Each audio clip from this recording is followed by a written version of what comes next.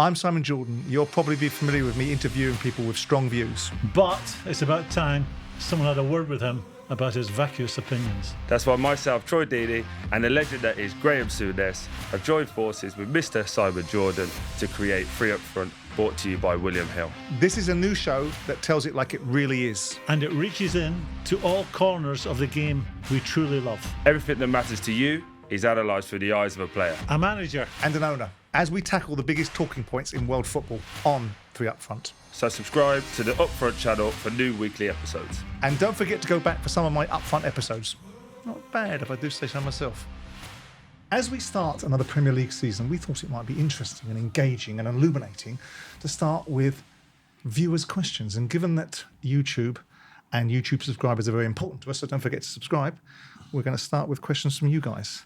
So first question comes from dfrank05. When you guys were out in Germany for the Euros, who picked up the tab at dinner most? Well, it certainly wasn't me. Didn't. And it certainly wasn't you. It was me. It was me. When we were out for dinner in Germany and we went for that Italian restaurant, Yep. Who picked up the tab? Me. When we were eating dinner on Sunday night, who picked up the tab? Me. When On we're Sunday in Qatar, night, the question is when in Germany, not when we're in London, on Sunday but I night. want to expand it to show the frugal nature of your behaviour. When we're out in Qatar, who picked up the bill? I Me. invited him out for dinner on Sunday evening. You didn't invite me. I invited him out for dinner on Sunday evening. It turns, certainly didn't invite it turns me. up with two greedy mates. Oh, does it? No, I'm thinking, Not I ain't two at paying. all. They had about 8 courses. I'm not paying for his two greedy mates. No, what actually happened is that he comes into London on Sunday because he has to be looked after and to get his little bottom wiped ready for Monday morning so he can get his head handed to him on Monday morning on Talk Sports. And he said, would you like to go for dinner? So I said, yeah, okay, I'll go for dinner. Now, he then expects me to phone him, to arrange the dinner, to take him there and to accommodate. So I didn't. Yes. Right? So then he got all humpy last week. So I said, I'll take you for dinner this week. So my point is, in answer to your question, I pay for the dinners. Can I just add a I put my hand in my little bit of pocket. context? He didn't put his hand in his pocket in Germany, Whoa. and he didn't put his hand in his pocket in Germany. The first day when I got there, Mr. Souness paid. No, he didn't. I have No, he video, didn't. I No, have he video didn't. evidence. He paid because you Try, asked how thank much you he very tipped. much. Did he? Yeah, Right, Mr. Souness paid more than you. You didn't even remember, did you? he did pay. He did pay. I buy all the time for you guys. So it's just another day. Just more of the same I do for have me. video evidence that we'll send All right. to the team. You was more. You You couldn't was even defend mortified. yourself, could you? Well done. Very nice. You was mortified that he did put his hand in. No, I his wasn't mortified. I was amazed. That's why it's been airbrushed from my memory. See, this is how he wins an argument. He bullies people. Don't know if you noticed. The question was, who bought the meals in Germany? But you didn't even remember. And you weren't he even couldn't surprised. remember. So then he has to He bring wasn't in even surprised Sunday that he night. hadn't bought it. He has to bring Sunday into the argument because he turned up with his two greedy mates Yeah. who were like, filled their faces. No conversation, just eating all the time. chewing. You know that's They're not, inter- you know that's they're not true. interesting guys you brought, Simon. Really? You know that's Make not sure you true. bring them again next time. Such a liar. Simon said a little while ago that Mo Salah isn't as good as people make him out to be. What player do you think is overhyped by the media? And this is from Cormac. Do you want to answer what you don't fancy Mo Salah? Well, I think it was... 250 goals from 300 odd games? But at the time, it was characterised. Whatever it was. It was. You and I were doing something, and we were But you've talking. changed your mind. I haven't changed my mind, but I've also corrected my thinking a tad, because I think the characterisation at the time was I looked at Salah. It was after an individual game. It was after a period of time in a season, and I do think there was this categorisation in the media and via certain sections of punditry to build people up to certain levels and to turn them into something that they're not. And I bristle with that. I bristle with a lot of the media stuff because I think some of it's just sensationalised, sentimentalised tripe. So my default setting is to push back and go, yeah, but he's a bit of a diver. And there's times when he doesn't turn up, and it was after a European game, and I think you and I had the same sort of thought process that maybe he didn't fancy it. And then I watched him again on Sunday, and I watched this ball that he hit with the outside of his foot, and I thought, maybe that was not wise for me to have that one on my resume of quotes. Yeah. But the question goes more to you guys. I mean, I've turned around and suggested that I thought Salah at that time, and more than likely was wrong. But who do you think is overhyped by the media? You have to look at someone like Marcus Rashford, I'd say. Yeah, I think that's a good shout. We've built up to a pedestal and hasn't really delivered to the hype and to the grandeur that we do in the media. I would say Marcus would be the answer to I think that's a Man United thing as much as a Marcus Rashford thing, because throughout my career in football, You know, if you played for Man United, you were overhyped. You were regarded as a far better player than you actually were. You automatically played for the country. But that was one of the advantages of playing for Man United because they're the biggest football club out there. The obvious downsides are you're constantly under the spotlight.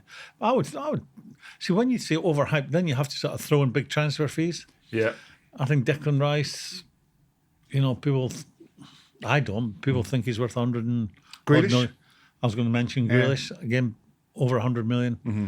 No, is that not just how the game's moving forward now, that the 100 million isn't as big as it once was? Mm-hmm. There's quite a few people going for 100. Slowly, 100 million pounds I'm with you, yeah. for a bit of flesh, a football player. You're looking at being a world-class football player. Mm-hmm. Now, what's your definition of a world-class football player? One that can get in anyone's team. That's my definition. Mm-hmm. You've heard me say that before, haven't you? I've heard you say a lot of the things. You do repeat it all. Sorry? It's us two that carry the show, yeah. We had the variety. No. You had the seniority. We had the variety. And the wisdom. Oh, yeah. And the Perceived wisdom. Yeah. I think there's only ever a handful of players in the Premier League at any one time who are world class. But, you know, to agree with you, hopefully that's the first and last time today, but to agree with you, you know, the word, you know, they're all superstars before they even got halfway up the ladder. Yeah. You know, someone's a club legend, they've played 2 years, they've won nothing, and they've scored 10 goals over 2 years. Oh, he's a club legend. Yeah. Well, it's an overused word. Yeah. Absolutely. But it's the nature of the beast. And to some extent, it's the reasons why football is so successful now, because there is an element of style over substance. It's now being created as an entertainment business. So when you've got an entertainment business, you hype things, you build them up, you create a narrative around them. But for players like Rashford, to go to your point, it doesn't help them though, because what it does is it puts them on a pedestal, I was just about to say, and then they get whittled down from that pedestal, and they were never at that level. So they get judged by a full set of standards, and that's not where we fair. are with our football today. Yeah, and I also think as well, when you are put on that standard, the expectation is so unrealistic. Correct. That it's very difficult for you to ever achieve that anyway. Correct. So Marcus had a great career, absolutely. He's at Man United. Would you use the word great? I would say so, yeah. To actually even get in and come through at Man United with a list of players that they've had over the time with bigger names. I wouldn't associate great with him. I think he's a young man with enormous potential. Yeah.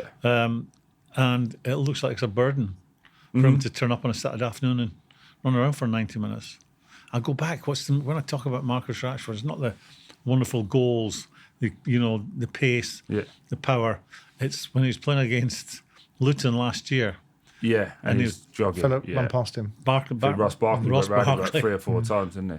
But players that are the real deal are going to get overhyped as well. And I know this is going to be a controversial one, and you might think it's not, but Bellingham is going to get overhyped. He's going to get turned into it's already happened, Simon. and it's going to be an unbearable cross for him to bear, because ultimately he will never get to the levels that certain people are building him up to. And I think it's nonsense at times. I think that's a major problem for English football. We give young men too much too soon. Yeah. And then what happens with that? It's the beginning of the end for some of them. Because they surround themselves. Gascoigne's a classic example, isn't it? But I think it's even the rewards today are far greater than when Gaza played. I'm on about the money that the boys get today, and then they attract the wrong types around them and listen to them, and then Lingard jumps to mind when you were talking about that, Jesse. They're overhyped. They start to believe in what people have said about them, and they don't turn up every day and treat it as a school day. They stop learning, and they never go on to achieve.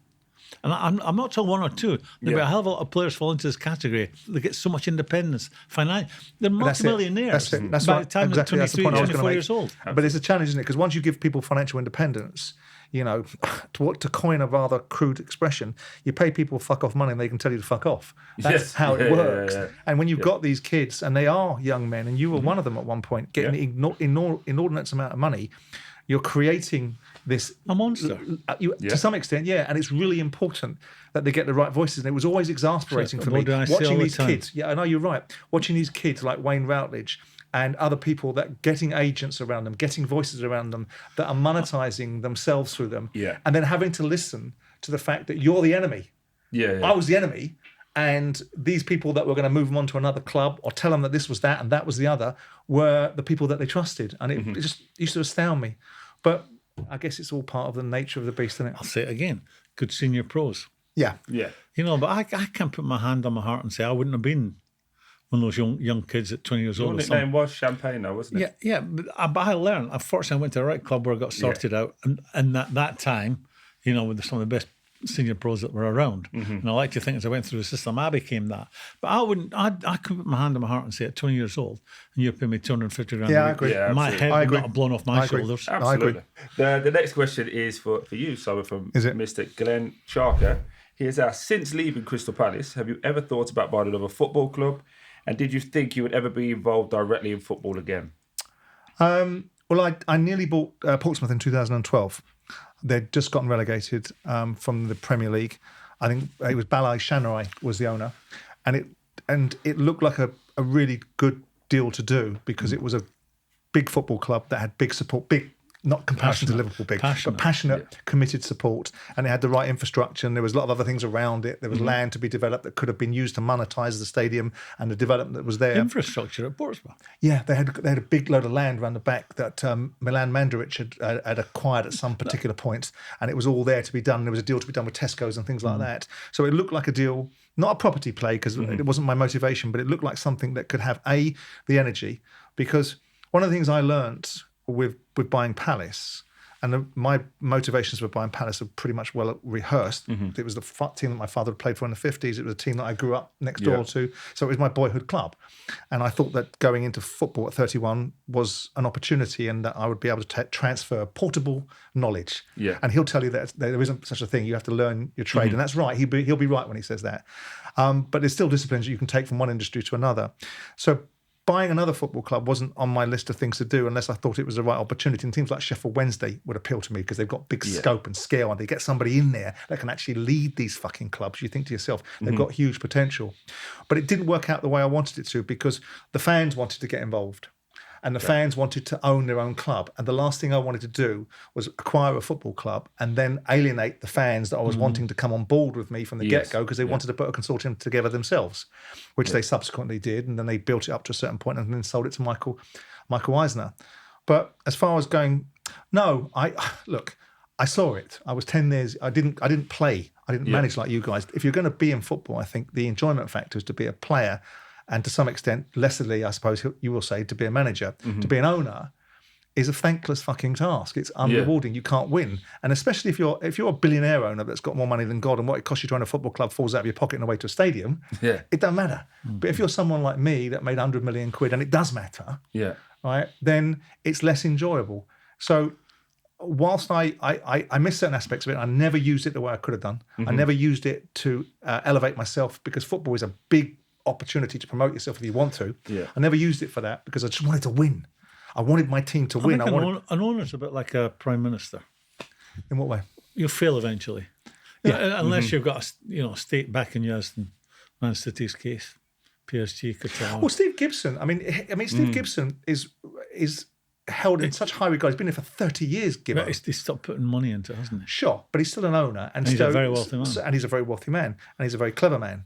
And he's managed to maintain a relationship with Middlesbrough fans throughout that period of time where they don't vilify him. He hasn't lost in popularity terms like a prime minister would lose. He just perhaps lost the status that Middlesbrough had by being in the Premier League once.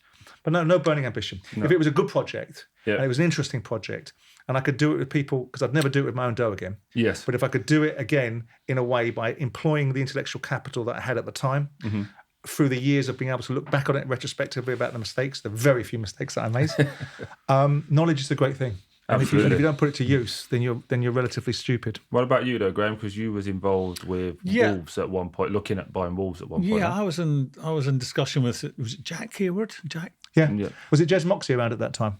Yeah. Not easy. No. So the story was, I was speaking to him. He lived in the Bahamas. Yeah. And then he kept wanting me to speak to Jez Moxey, and I knew that if I get involved there, that they still won't go anywhere. So I remember going down to watch them play, I think it was Barnsley on New Year's Day at Molineux. Met Jez Moxey afterwards in the boardroom and made him an offer. And the following day... who was in this consortium with you? Because it bloody well weren't your dough. No, it was my mate, Brian Kennedy. Oh, right, okay. And the following day... It appeared in the newspaper. I was at the game, and then I was contacted and said, "Are you buying the club?" I said, "Well, in fact, we did on New Year's Day offer."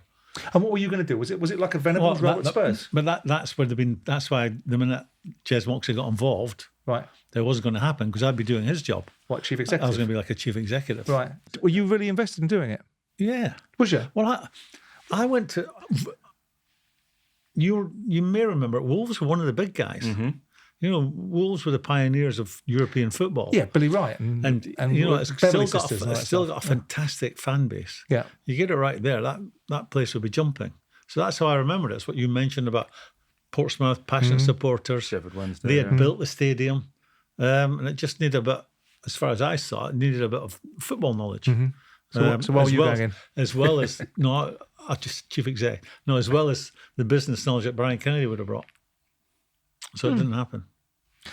Probably a blessing. Yeah, yes and no. Well, you think everybody that's not a football person is an imbecile. So you'd have had to sit in the room in Football League meetings with these so-called imbeciles. That would have been testing for you. I'd do it now. I'm sitting with you.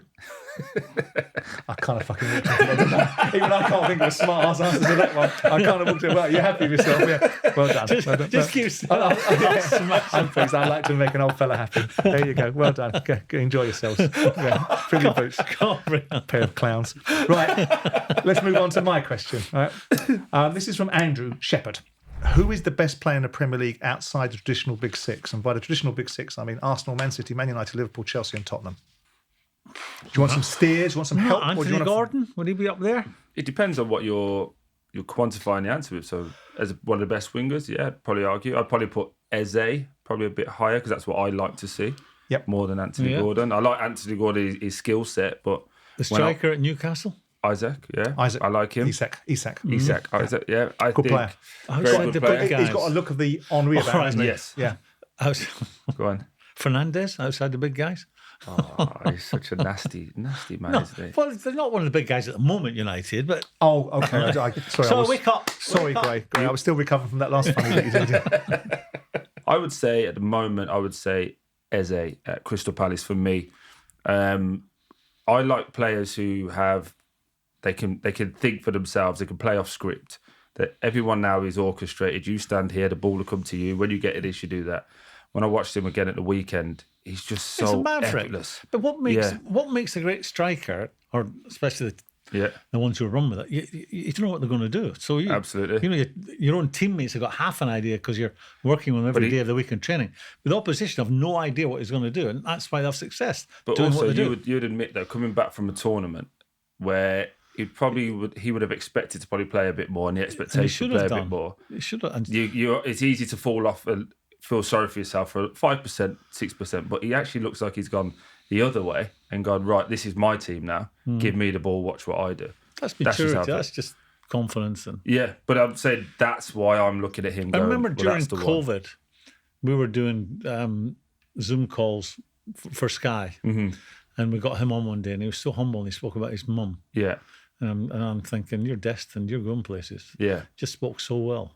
How, you know, it was all about his mum and making his mum proud. Very, very quiet individual as well, isn't he? But when you get him on a football pitch, that arrogance, that swagger comes out. He's got powerful as well. Absolutely. Who would you pick then? Anthony Gordon would be yours? Eze would certainly be that. Anthony Gordon. Ivan Toney being there for anyone? Is anyone interested in my opinion? Yeah, we're trying to get one out of him, but I like Leon Bailey at Villa. Nice. And I like the boy at Brighton, Matoma. Yes. So what was good? And I like the boy at Bournemouth, Semenya. I like him. Powerful. Yeah. I like him. Out of the box thinking there. Yeah. You formulate twerps. See, working hard. The non-football person in the conversation, thinking outside of the box. Yeah, he is working hard. Yeah, to pick the people that did well at the weekend. Must be difficult. Yeah. It was nothing to do with people doing it at the weekend. Matoma didn't. But I suppose he was all right, wasn't he? He scored, assisted. Yeah. Semenya didn't. He scored as well, didn't he? Did Liam Bailey score? He didn't, no, but he had an assist. Okay, but I like him anyway. All wingers.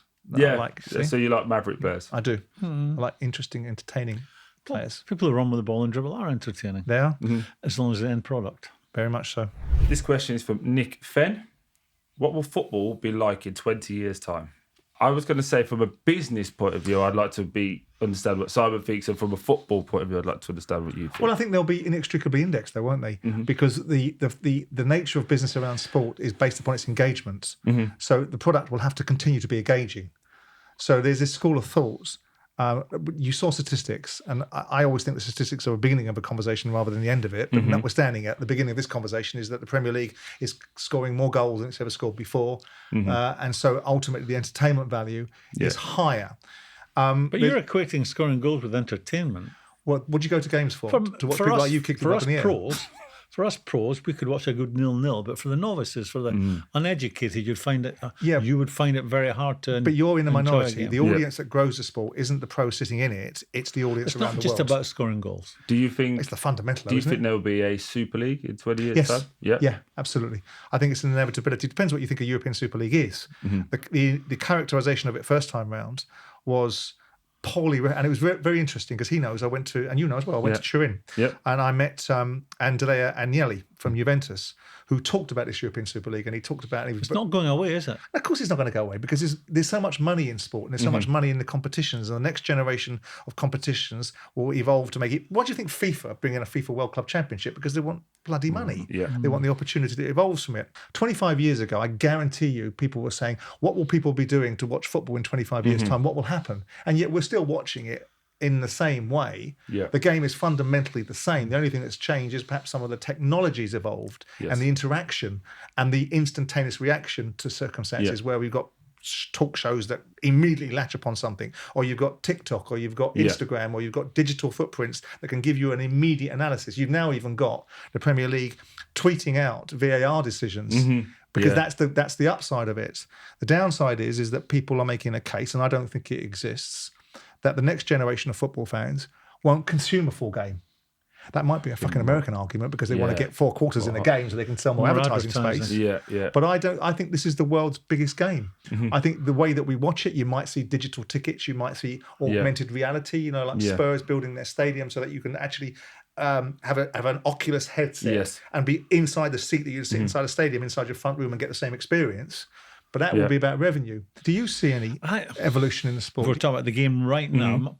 I wrote a book 5 years ago, and a chapter dedicated "Be Careful with the Game," and it was about the refereeing and how they must get on top of simulation. They can't be blowing the whistle every 30 seconds. They got to allow things to flow, and that for the purists they wouldn't like that. But whether we're like it or not, human beings like a little bit of meat on the bone. We like to see a bit of people being aggressive and people making challenges. But I think right now the biggest concern for me about the game going forward is simulation. I think without a shadow of a doubt, and they have to get VAR. That's just sorted. That's just will, isn't it? That's just will. But this is not new. Simulation is not new. It's been on for the last decade. Francis Lee. No, but it's crept more into our game since the advent of the Premier League. It's become more and more. There's more and more people coming from different parts of the world to play in our league, and what was acceptable to them in their leagues, they've now come to the Premier League, and what's happened in our league, the British players have said, we can't beat them, let's join them. One of the worst culprits is the England captain. Harry Kane threw himself to the ground at every opportunity, and he's a fabulous player. It'd be better if he stayed on his feet more. The biggest changes, I think, are going to come, and are coming, and we're already seeing coming, in and around ownership. We've seen, and I don't think we can continue to, or won't continue to see it in English football, which is nation states owning football clubs. I think that's been outlawed now, so that won't be able to be repeated. But like with the Chelsea situation, we have a debate, and he calls me a QC or KC in defence of Chelsea. But there's a Simon Jordan, KC for Chelsea. For Chelsea Football Club is different models, buying football clubs for different reasons. There's probably a belief system in Chelsea, without going too far off piste, that we bought a £2.5 billion asset that probably in 5 or 10 years' time, with the trajectory of football, could be worth 15 billion. So how we get there is build a business that we think we build in a certain way. We don't really worry too much about how much we're spending on it until we get to that capital value. We're opening up other marketplaces. We're buying players from all around the globe, which means we're opening up data and availability of information to other marketplaces. So not only are we building up to a £15 billion asset, we're also using that for infrastructure, other things that we're doing. At the same time, at the same time as creating brand recognition around things that we're doing. So there's a lot more to the Chelsea thing than he will necessarily understand as a football person, because you're micromanaging it. You're looking at the instantaneous results. But go back to the point about football evolving into something. I just think that I think we're going to see the Premier League eventually are going to wake up and realise that they are the Netflix of football and they can build their own product. Can they remain the number one league in the world? Well, if they maintain what they're doing now and they don't start asphyxiating the league and start dealing with PSR the way that they are and start changing the dynamics of what's made the league so successful, everything that's made this league so successful is being challenged right now because it was a free investment marketplace. We might not like some of the owners and we might not agree with some of their principles, but it's an unprecedented success. The fact that the Football League was asleep at the wheel and could have had a part of it 25 years ago or 30 years ago is kind of on them. I think what you'll see is less teams in English football. Who's enjoyed the most of that success? Who?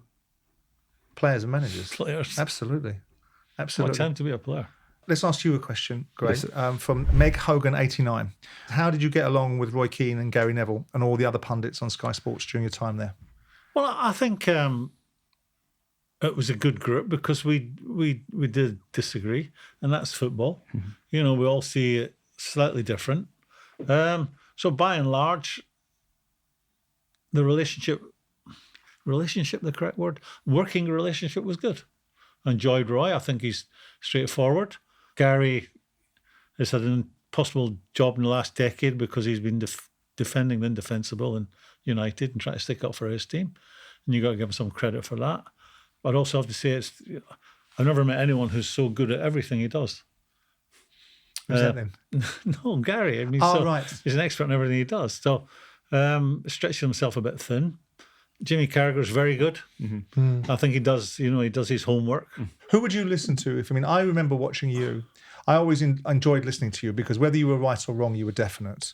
And there's something to be said for that. You have a real belief. In this. Yeah, and I think that's admirable. You have an inherent belief. Sometimes it's misplaced, but you have an absolute confidence in what you're saying, unequivocal. And I remember you debating with Pardew once about big football clubs in Liverpool and Newcastle, but also some of the conversation that you had specifically that stuck out in my mind. Do you remember this when Liverpool smashed United? I think it was a couple of seasons ago, and you were sat there with Neville trying to find his way through that Liverpool hadn't played that well. Yeah. And I just thought that was amusing. That amused me because it was just a case of the blind leading the deaf. Well, he was trying to which is admirable. He was trying to stick up for his team, but it wasn't what he was going to win. I mean, I had said prior to the game, off air, I'd said, I think Liverpool will win. Yeah. Liverpool will win and win well today. Maybe 3 clear goals. He chuckled at that. So then we go on air. This is before the game. Is he prepared to repeat what you said? I said, yeah, I think Liverpool will win and win well. And him and Roy were, a smirk on their face. And of course, the game played out the way 7-0 to Liverpool, which was just an unbelievable day. And afterwards, I asked him if he was prepared to say what he had said off air, because off air he had said, and Liverpool didn't even play well today. So I said, you prepared to say that on air? And he wouldn't. So I had to remind him. Why did you call them the Chuckle Brothers, him and Carragher? Well, they do. I suppose, and I am, evolution is wonderful. When I started doing Sky to begin with, I think it was shirt and tie, and it was straight-laced, and it was a serious business. And I think if you watch football today, with other pundits, there's a lot of laughing and giggling going on. It's more of an entertainment instead of being a serious... So it wasn't their comedy opinions? No, it wasn't their opinion. No, it was just they brought... If some people might not find it humorous, but humour to the show. I'm not sure if that makes it better. I was just shocked the other day. I did an interview with Yap Stam, and he called Gary Neville a busy. I don't know where that came from. Can you say that? It just shocked me in my tracks. Is that what he said? I couldn't possibly say that. This one is from Larry B90. As a Man United fan, I'm praying for a bounce back year from Marcus Rashford. What other players do you think need a big season after a disappointing last campaign? It's a big old list to choose from, isn't there? I would say probably a little bit left field, but I think Luke Shaw. I think he owes Man United a big bounce back year for how the back end of last year has ended, with obviously being available for England the last 2 games and then not being fit for the start of this season. I would say he needs to show that he can stay fit and be fit, and we pay the faith in him. He's injured again, isn't he? Yeah, I'd say Martinelli as a big year for him. Whether what is he going to be? Because Trossard became the main man towards the end of last year. Reece James just got to keep himself fit. His availability, that's... Yeah, because I do like him. He's injured again as we speak, isn't he? But these are for different reasons. He's an injury issue. But I just think the first one, Luke Shaw, I would say from a footballing perspective, I think does he not come into that category? Are you suggesting maybe he could do more to look after himself away from? Well, if you keep getting injured, then as you know, it's either a mechanical thing or it's a lifestyle thing. Mm-hmm. I'm not privy to those conversations, so. Is it mechanical? If it is mechanical, then I'm absolutely wrong and I should shut my mouth. If it keeps being the same muscle injuries, then there's a problem. It depends. It depends what context you look at it from. See, I wouldn't look at it for an individual. If I was looking at this, I'd say, who needs a bounce back year? I would look at a club and say, maybe Newcastle do, because the expectations have been raised, and maybe Eddie Howe will need a bounce back year because last year might have been a bit of a disappointment for them, because you've got this ambition and you've got this unbridled financial might that's going to find its way somewhere to the fore. And then you've got a manager that's really opened the can on expectation by getting you in the Champions League in that first season, and then getting knocked out, unfortunately, and having slightly a disappointed season. So I don't know if Eddie Howe, and I'm not wishing this upon him at all, if Eddie Howe were to have a disappointing season this year, whether he'd still be in a job. So it feels I've worked there. I'll tell you, it'll be very difficult. Yeah. Depending how average the season is. I think Gabriel Martinelli, he has to have a better year. Reece James, I'll put that down to injury. Now, whether, as you say, it's mechanical or he's getting the wrong advice or he's not looking after himself. It's a young, but I really like him. And I don't know where to start with Jadon Sancho. Well, he owes somebody, in respect of answering his question, he must owe somebody something. He owes himself something, because I think he's let himself down by his attitude. And I think that in order for him to be of value to either himself or his career or to the club that currently owns his registration, he's got to do something more than he's done recently. It's all well and good going back to Borussia Dortmund and being comfortable. And he didn't even set... German football's a level down from the Premier League. Yeah. Last question, Gray, and it'll interest you because it's about you. Which player in the Premier League at the moment most resembles you? Aesthetically. I played as a holding midfield player. The best one out there just now is the one at Man City, Rodri. So I'd love to be mentioned in the same breath as him. He's a class act. Does he get enough goals? No, but he does get important ones. You know, he turns up in big occasions. He's a world-class player, doesn't he? He gets in anyone's team. Absolutely. He gets in anyone's team. He's the best one out there. I think that's fair, yeah. He's got a little bit of a nasty streak in him as well. He can dig in when big unit, but he's elegant. You know, he sees a pass. He likes to have a forward pass as well. So we said players that resemble you. He only goes that way with the ball. Did you think you were elegant? I would. I'm too modest to talk about me. What? When did that happen? The last 5 seconds. No, I am. Do you think you'd have been a superstar in today's game? Well, I think if you're captain of the team there was a serial winner of the Champions League, then whatever tag you put on that. If you're captain of the team that was winning the league nearly every year as well, there'd be a tag on that. I don't know what that tag would be. You tell me. Put aside the finances, and I'm just going off piece for this question because it interests me. I've never asked you this. Would you have rather played when you played, or would you rather play now? And not just because it's easier, because you think the games have become a little bit easier, but which would you prefer to play in this game? I really enjoyed my era, but I would enjoy it every bit as much playing in this era. I think it's never been easier. I look at players today, and some of them who are at big football clubs are just not very good. Nicking a living. They're not nicking a living, but they're nowhere near the platform that some people put them on. You know, would you say they're more athletes now as opposed to footballers in your day? You had to be technically a little bit better dealing with the ball pitch, bouncy bobbles, whereas now it's a bit more smoother. It's a doddle to play today. I'll play 1 and 2 touch today. Yeah, it's the thuggery side of it. Yeah, it's now stuff gone that you up. perpetuated. Didn't perpetuate. I've seen some of your challenges. I occasionally took part in that, but so did every team. Had players that were willing to go down that road.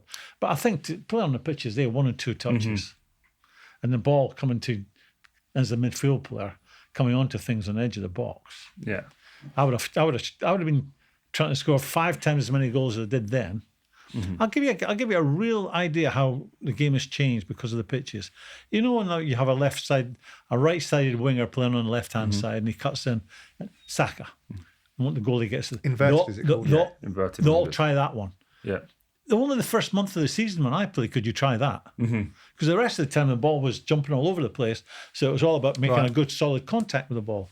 And the modern pitches are just, there must be a dream to play on. But it's interesting, before we finish off this, I talked to Michael Owen on my highly successful sister podcast Up Front with me. And he talked about the generation of players that play now are not as good as when he played. And Graeme makes the point that it would be easier to play now than it was then. And he's talking about, and Owen's only talking about 20 years ago, that he thinks technically the players now are not as good as the players when he was playing. Well, ask yourself this: you're having to demonstrate your skills on a pitch where the ball is bubbling all over, and all our training was 1 and 2 touch. And this is people say the game's quicker today, but all our training was based on 1 and 2 touch, and we tried to take that into the games we played. And we could do it on pitches where the ball was jumping around all the time. I think foundationally, your era was much more technically sound than you reckon 100%? I think so. Foundationally, 100%. Yeah. But then I would probably make the counter argument, again, very easy to say, not being around at your time, but I don't think you guys could keep up with the players now. That's my opinion. How much quicker can you play 1 and 2 touch? Yeah, but you're saying with the ball. I'm saying a Kyle Walker could run past. He does it now. He runs past Mbappe. Yeah, all these. But that's an you're exception. looking at Those quick players when I played. Ollie Watkins is relatively quick, right? I think they would run past people, and they could deal with Alan the ball. Hansen and Mark Lawrenson would have eaten him up. They would have eaten up any centre forward or any centre forward partnership that plays today. Those two. Thanks to everyone who sent in their questions. To be with a chance of winning a signed 3 Up Front shirt, subscribe to YouTube channel and leave your questions for next week in the comments. And we'll see you next week. This has been 3 Up Front, brought to you by William Hill. Subscribe to the channel for weekly episodes. And don't forget to go back for some of my upfront episodes. Not bad if I do say so myself. 18 plus, please gamble responsibly.